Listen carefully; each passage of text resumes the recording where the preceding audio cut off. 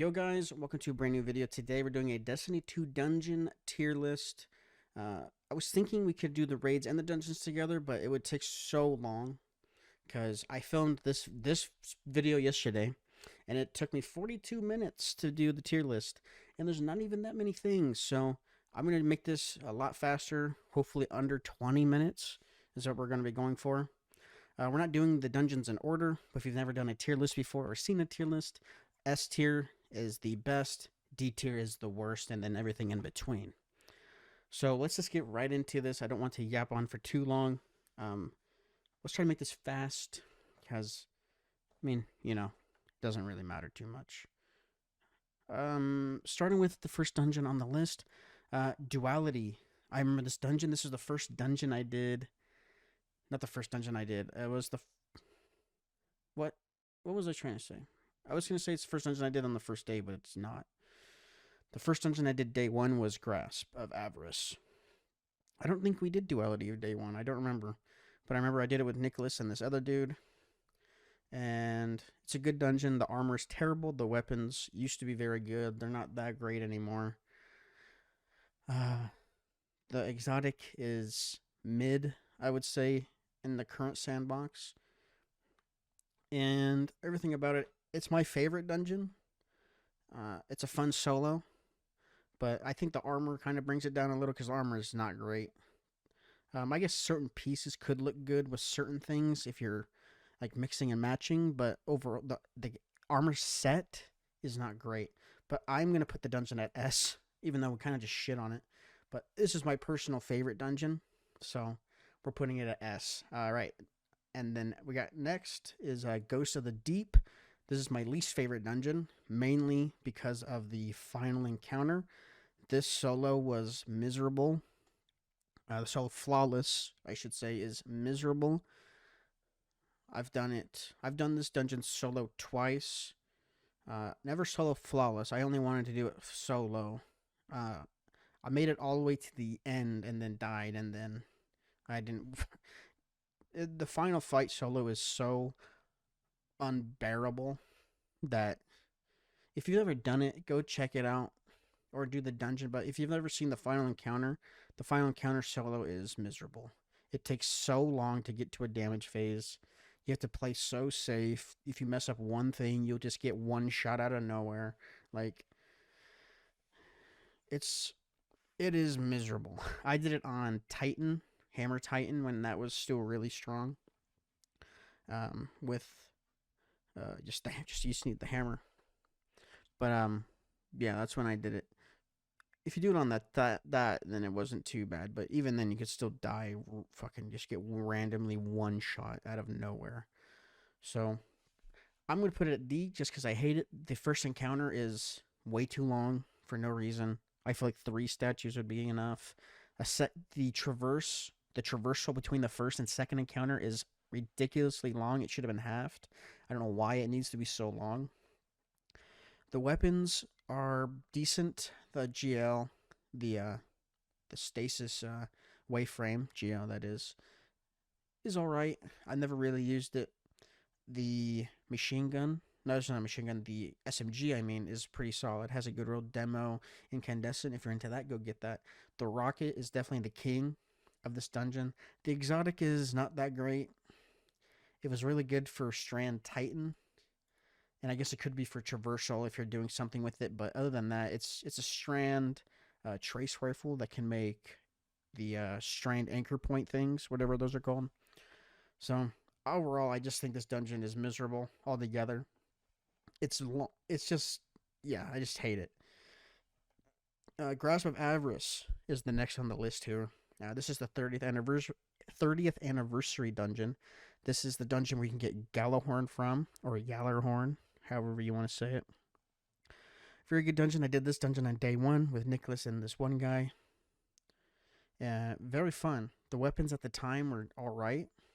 The sword had a fun roll with chain reaction, so that's always fun. Is Luna, you have the 1,000-yard sniper, or whatever the fuck it's called. You have the shotgun, which I think is still meta in PvP, which I do have the role, but I don't play PvP, so remember that I have something. I use whenever I do play PvP, I do throw it on whenever I run a shotgun because it is a good roll. Grasp of Avarice is fun solo. It's the first solo flawless I ever did. It's a very fun dungeon. Very fun dungeon. I'm gonna put this dungeon at A. The armor is also very good. I still use some of the armor to this day. Pit of Heresy, the Shadowkeep dungeon. It's one of the unfortunates because it's one of the first dungeons. It's the second dungeon in the game. I don't think Destiny 1 had any dungeons, so just in general, it's the second dungeon. So it's a little bit better than Shattered Throne. I think the solo is fun. It's not hard. It's a fun solo. You can definitely still die solo, obviously, but more I'm just saying because of the traps in the certain parts with the traps. Because if you mess up any of the traps, you'll just get one shot. So, but other than that, it used to be a hard solo back in the day, but obviously we're power creeped out of our minds. So this would be a very easy solo these days. When I did the tier list yesterday, I put it at C, and I think I'm going to keep it there because the weapons are irrelevant. The armor set, I don't even know what it is. I don't even remember. So I think everything about the dungeon is just outdated. So I'm putting it at C, and I just don't ever see myself going there. I mean, I never really did the dungeon that many times to begin with when it first dropped. So yeah, we're pulling in C. And Shattered Throne is the first dungeon next on the list here. And it has the same fate, I think, as Pit of Heresy. That being, it's the first dungeon. I think the first encounter is pretty good, and then everything after that is just a snooze fest. The weapons are terrible. The armor set is not great either. I was gonna say I don't remember, but I do remember it. Um, I think this dungeon is completely outdated. The second encounter boss fight, the ogre, is a joke. The final boss fight is absolutely laughable. I feel like it could get a rework maybe in the future if there's ever an opportunity for it. It could, but if there's ever a dungeon that needs reworked, it's definitely this. But I wouldn't put the resources to it. I think leave it where it is. But I'm same with it. I'm going C. I can tell you right now, nothing else is going to be in D. Only Ghost of Deep is going to be there. Next on the list, Spire of the Watcher. This dungeon gets absolutely carried by the armor set, being the cowboy armor, with all the cowboy hats and all of that stuff. I still use a lot of that stuff on my builds, mainly that being the Titan cowboy hat. I use the Warlord cowboy hat sometimes. I use the Hunter cowboy hat quite often. All of that cowboy stuff is awesome. The weapons are awful. It's just reissued Summit Seraph weapons, the revolver and the auto. That being, the scout rifle was pretty good. I remember it wouldn't be that great these days, but maybe in the future, I don't know. I do have two pretty good rolls for it. It's one of the DMT frame ones where you can like fucking whatever that frame is called. I have some good PvE rolls for that. So if those ever become fun again, then sure, I'd run it. But it's a scout rifle, so the mechanic is with the connect the dot type stuff with the like you have to connect the wires and stuff. I think the solo is fun. I think the bosses, the two, unfortunate that one of them is a reissued boss from Garden of Salvation. That's a little unfortunate. But they definitely can be damage checks. Maybe not nowadays. I haven't done it in a while, so I don't know how damage checky it would be. But when I first did this dungeon on day one, it was very damage checky for both of the bosses, because the first boss like moves back and you have to hit him right in the middle.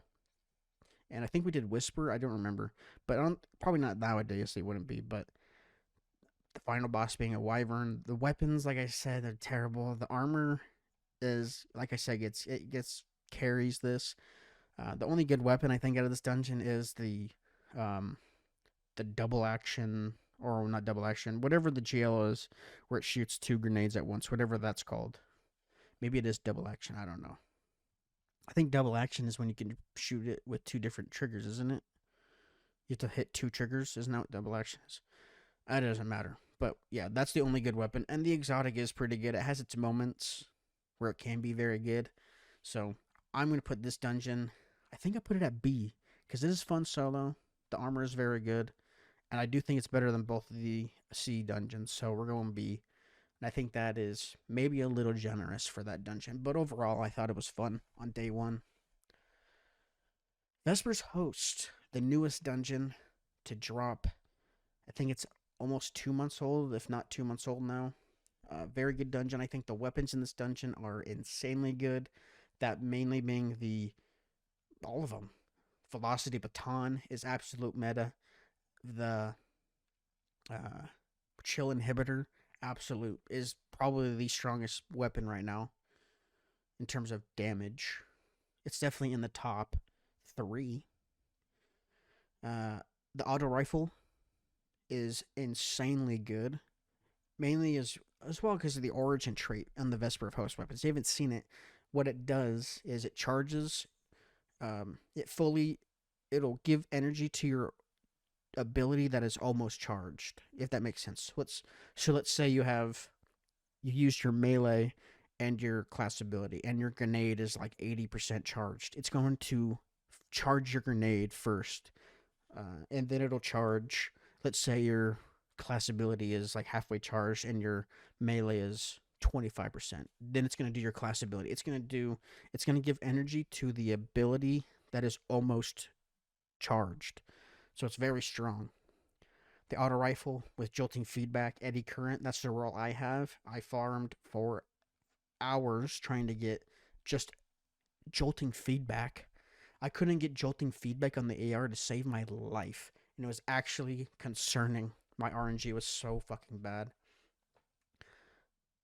Everyone obviously has the God Roll Chill Inhibitor because Banshee was giving it away. I don't know if those are still in the shop, but I'm assuming they just sit there until you pick. I have no idea. I grabbed all of the weapons on the first day.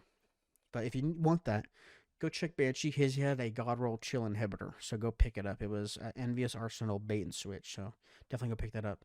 But the weapons are good. The armor is mid. It's very Deep Stone Crypty. If you're into that kind of armor, then this next armor set is definitely different, but it has that same vibe. I like that the mechanic isn't completely the same as Deep Stone Crypt. It's the same three, like the operator, scanner, suppressor. It's the same three, but they do different things. Operator, not so much, but kind of. But, I like it that they changed it. So it's not fully recycled stuff there. I think the solo is. I haven't soloed it yet. I haven't even tried. I haven't even tried to solo it yet. But I would do it on Titan probably with Consecration because obviously it's just fucking broken as fuck. And I was lucky enough to recently get the Inmost Light and Sentosep class item. I got it like 2 weeks ago. That shit is so broken, it's unreal. But then, yeah, I think Vesper's Host. Honestly, I think it's gonna have to be an S tier dungeon, but I almost want to put it top of A. But from the way I'm glazing the fuck out of this, I have to put it S, honestly. And then Warlord's Ruin, very fun day one. I did this one with Darren, my friend Ultimate Who, if you don't know. He's been in the stream, he's in some videos, but this is a very fun dungeon. The weapons are terrible. Indebted Kindness carries hard. Indebted Kindness is still a top tier weapon currently. Indebted Kindness is the arc rocket pistol, if you don't know. If you get this with Volt Shot, Loose Change, that's also one of the weapons Banshee was giving away. It's a very good roll. I prefer the one I have. I think, what is it called? Enlightened something. It's a different reload perk. But just anything with Volt Shot and a reload perk is good. The armor, what's the armor? Oh yeah, the snow armor. I actually use the armor set on my Hunter currently. And some pieces I use on my Warlock and Titan. I do like the armor set a lot. It's a very good armor set. The weapons, I think, are the worst part of the dungeon for sure. It's a very fun solo. I did solo it. I didn't solo flawless. I was just going for the solo completion for the seal. I don't ever really go for solo flawless. I don't care enough to actually attempt it. But maybe sometime in the future I will, because it could be fun. But I just had never tried. When I did it for Grass of Avarice, I just did it. I didn't. Same for Spire of the Watcher and all the other times that I've done it. I've just done it. I haven't tried. But Warlord's Ruin, I'm going S. That could be controversial, but personally, I would say it's S. And now Prophecy. I think Prophecy's had its weapons changed like twice. to trials of the 9 weapons or not, whatever they're called. The weapons are definitely good. I feel like a lot of weapons from Vesper's host will outclass the prophecy weapons now, mainly being the auto rifle. I think the prophecy auto rifle should probably get removed to something else because the Vesper host auto rifle is significantly better. And I'm only saying that because they're both arc, and one can get volt shot, and then the other one gets jolting feedback. Both have their place, so. But I almost want to say jolting feedback is better because you don't have to reload for it, and jolting feedback will carry over until it procs. Which, if you reload and you don't use your volt shot, it's just gone. You know. Um, I tend to not like this dungeon. I've never attempted to solo it, but it used to be a difficult one. It's probably one of the harder ones still to this day, just because of how overwhelmed you can get. But you're so power creeped that I don't think it would be that difficult now. Like I said, I've never even tried to actually do it before, but I think it's a good dungeon. The first encounter's fun. I mean, the mechanic is a little mid, but I don't think any of the dungeon mechanics are that crazy for any of them, to be honest. So I would probably say this is top of B for me personally. I believe this is the third dungeon to ever release, and you used to have to launch it from the tower, which now it's in the legend node or whatever. The armor I used to use the arms on my hunter, but other than that, I don't even really know what the armor set looks like. But I think it's all right. I mean, I don't really like to run this dungeon that much, but if I had to choose this or Ghost of the Deep, I'd definitely run anything here other than fucking Ghost of the Deep. So we're gonna go top of B for Prophecy. And ladies and gentlemen, that is my list. So in our S tier, we got Duality, Vesper's Host, and Warlord's Ruin. I think that's honestly pretty solid. And then we have Grasp of Avarice in A. We have Prophecy and Spire of the Watcher in B.